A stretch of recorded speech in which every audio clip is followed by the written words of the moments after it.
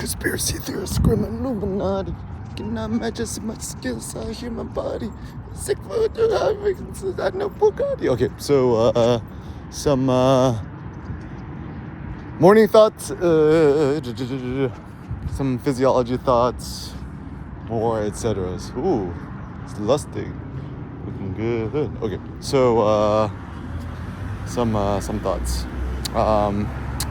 First and foremost, seems like the best way to wake up is get your ass up and then get in the direct sun. Good morning. Seems like the upside is and also now that the winter's upon us, Cashmere, Airkim Cash Money Armor, Cash Armor in the house, and one man, one iPad Pro. So a simple thought is, I think all of us nerds, tech nerds, we're on a quest for optimal optimizations, for more productivity, more happiness, more wellness, etc. I want to be overwhelmed. It's like ain't good enough just to feel well or have wellness. I want to be overwhelmed. Man, this home spice is lit. Whoa. My new me and Sen's favorite word. Whoa. Yeah, come to the Helm Street Bakery. It's place lit. All right, so wow, look at this place. So cool.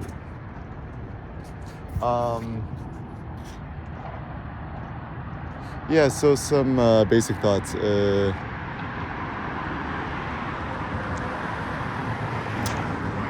Channeling my best friend Steve Jobs.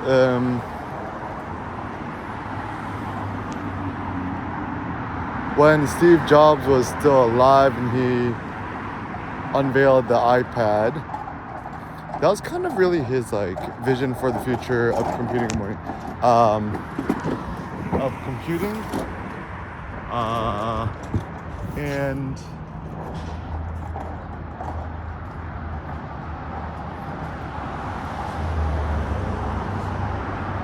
it was like his most passionate project before he died. But then the funny trend is, even though we have iPads, iPad Pros, iProds, iPads Minis, Maxes, whatever. Apple Design Studios. The next thing you gotta make, iPad Pro Titan. Shoot me an email, eric@erickim.com. I got some good ideas for you. But I think the problem is ultimately the downside of iPad is you can't fit in your pocket, right? So the masses are just going to use the iPhone Pro, iPhone Pros Max, iPhone Pro Plus. I've forgot all the naming conventions already. And instead, ain't nobody using an iPad Pro, right? And I still think, my thought, having an iPad Pro is probably the ultimate creative tool. Why? Several reasons. Stay in the sun. First and foremost, it's probably the best display on the planet. I even have this idea. It's like I need to order or figure it out. Whenever I'm driving, I just have an iPhone SE, the cheapest one, the small one. And the downside is when I'm driving, it's so dark and dim, and I can't see nothing, which is not good. So instead, I'm kind of mount my iPad Pro to the center dash, or essentially I'm gonna turn my Prius into a Tesla. I'm still looking for a Tesla sticker and a plaid sticker, so I could be the first Prius plaid. That's pretty good. And I still think that the best approach in life is to just Mad Max it. Is better to just kind of like MacGyver and finagle the random stuff you already got and make something cool out of it, rather than just buying a solution. So for example, a lot less interesting to just buy a Porsche 911 GT3, GT3 RS. More interesting to like just take a random sports car that you already got. Don't even matter, right? The nuance is it's gotta be stick. It's like if it ain't stick, it ain't a sports car. And also the reason why this is important too is certainly there is fun and pleasure with driving. I could personally attest all the cars I personally purchased with my own monies. 1991 Sentra XE, 4-door, 5-speed, manual, no tachometer. Then my next 1991 Sentra SER, 2-door coupe, SR20D engine, also 5-speed, very fun to drive, front-wheel drive. After that, my 1990 Mazda Miata Red convertible.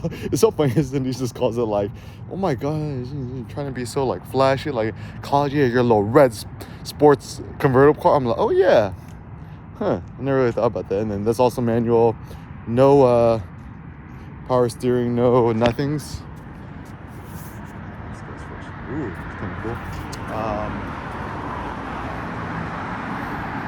Yeah, so driving stick is so much more fun. I mean, you got the Shiftronic, got the like, it's like, yeah, it's like, yeah, sure, it'll make you race faster. Like, they're like, oh, the pros use the Shiftronic. I'm like, that's true, right? But it's like, even to, quote, was it, Fast and the Furious. I watched one of the Fast and the Furious movies. I lost count. The one with John Cena, what was it, Fast 9? It's like the guy who he thinks they killed the dad. It's like, son, let me tell you a story. We're all just racing in this. We're all just driving through the same shitty circle over and over again. I was like, well, that's deep. And then it's kind of an interesting philosophy too, because people talk about like hamster philosophy, the treadmill, hedonic treadmill. Like I have the notion called like hamster philosophy, where everyone's just like living in a, like, look at these like millennial condo high-rise things, right? They're just like really nice hamster cages, right? And then the way that we approach fitness, life, work, etc. is you just toss the hamster in the little running ball, the treadmill thing, and it just keeps running, right? Yeah, it's ooh, it looks like that's cool. New book signings.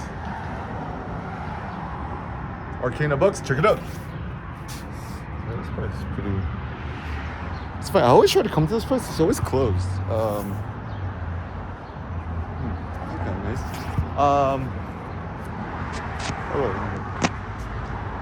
Yeah, apparently Kim Kardashian, the Kardashians come here to get furniture. It's kind of cool. Anyways, yeah, should I buy real estate here? Anyways, so yeah, loving life in LA.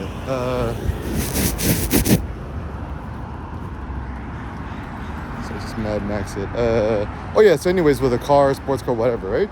Just get like, it's better to get some sort of random base template and then figure out how you can modify it, rather than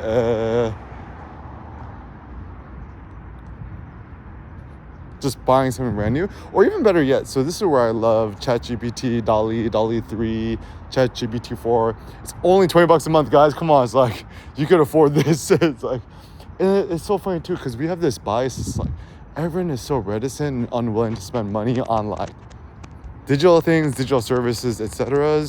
But like ChatGPT, AI, it's like you got like probably humanity's greatest tool of all time, potentially in your iPhone, iPad. You're not gonna spend $20 a month. That's like less than $1 a day. It's like like a bunch of these millennials, you go out for drinks, it's like you easily blow what how much can you blow? Like, yeah, cocktails, like $50 a cocktail. It's like, these millennials kind of dumb, right? And then, like, I heard some, the things I appreciate about being here in LA, right? Is here my roommates just talking, or just like neighbors and stuff, right? They're like, oh my god, yeah, I went out for drinks, I spent $100 on drinks. I'm like, my new definition of a millennial: somebody who uses their money foolishly. What do people spend their money foolishly on? Lots of things. People spend money foolishly, I think, on alcohol, weed, drugs, festivals, EDM, going to Coachella, traveling, going to Japan. I mean, I like traveling in Japan. I'm not gonna knock it, but yeah, alcohol, weed, and like, is it fashion, their car, like, do you know, I have a simple curiosity. Do you know how you know someone's not successful? If they drive some sort of like base level German car, right? Like, you drive an Audi A3, a Q3, a BMW 3 Series. Even my friend's parents was like, it's like, bro, you're a BMW 3 Series, 325i. That's essentially like a Honda Civic or a Toyota Corolla. It's not good. Even just a simple observation,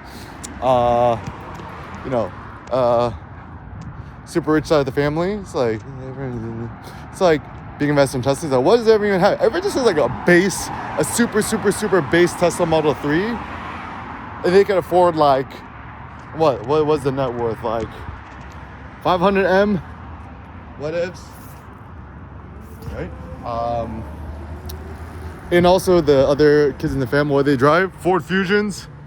So real successful people drive Ford Fusion. Even whenever I go to the hills, look at all the super rich, successful peoples in the hills. What is it that everyone drives? Everyone just drives a different drive.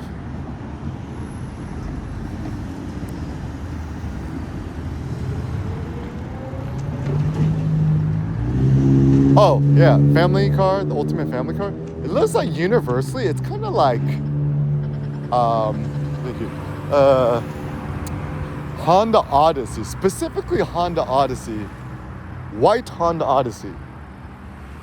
Yeah, I don't know why, like, it's like, like, it's funny too, it's like, the best way to observe the rich, successful, powerful, whatever, just look at, like, don't ask them, like, hey, dude, just look at their revealed behavior, their revealed preferences.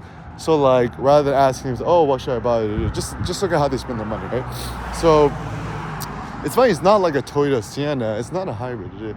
Yeah, Honda Odyssey. I don't know why. I don't know. It's so funny, too, because, like,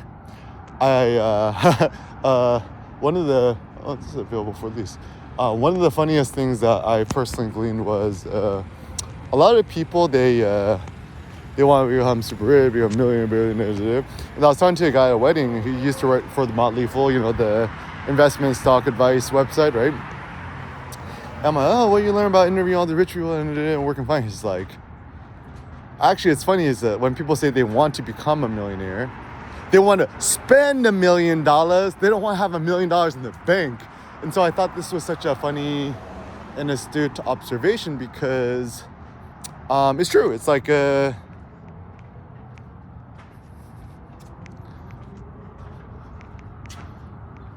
real rich people is like I think Kanye has the best quote. It's like, white people make money, don't spend it, but I'd rather buy 80 gold chains to go ignorant and let you finish. So it's a interesting observation because to really become rich, it's more about how many like commas and zeros you got in your bank account. And you think about it, you want to keep accruing that. It's technically you got to make the money, but you don't spend it. And so, I mean, I still haven't figured it out, but it's a little bit annoying, right? So I work so hard, I spend all this money, all this capital. It's like, wait, I'm not allowed to spend it? And even Benjamin Franklin, right? The virtue is you got to keep accumulating capital until infinite ends, rather than spending it, right? So being rich, becoming rich, being wealthy, Very, very simple. It's it's via negativa. Just don't spend money. Yeah, like even yeah,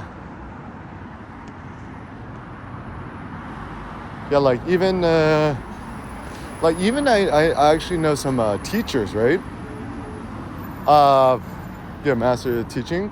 It's like they're like low key millionaires. It was a secret. They live at home. Good, yeah, family member got property, build an ADU in the back.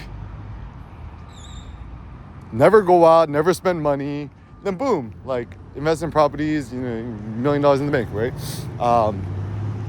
But also it's kind of silly, bad, foolish, because I think the way that people think about money is quite short-sighted. The short-sighted aspect is you gotta keep making, like, it's kind of like a squirrel mentality, or like what, woodpecker. It's like you keep making money and then you bury it in a hole somewhere in case of a rainy day or a rainy day fund or something bad gonna happen, and then nothing ever bad happened your whole life, and then boom, you're dead. Bah, right? Bah, you just die, right? So I would rather suggest it's better to think like Elon Musk status, right? It's that the point of money is not just spend it, but it's like using your money, capital, resources to build that which you desire to see manifest in the world. So for example, the reason why I love Elon so much is, bro, he put everything on the line to build all those SpaceX, Tesla, everything, right? And just read the biography. It's just like a great read. I just enjoyed it. I'll do a summary thing of it later, but essentially the point of money is you put it all on the line, and then he like faced personal bankruptcy at least 20 times. His companies almost became insolvent like overnight, and so yeah, you just gotta give respect to the man for taking that personal risk. I think that's just a simple way to think about life, is that like a life in which you don't got personal risk into real life.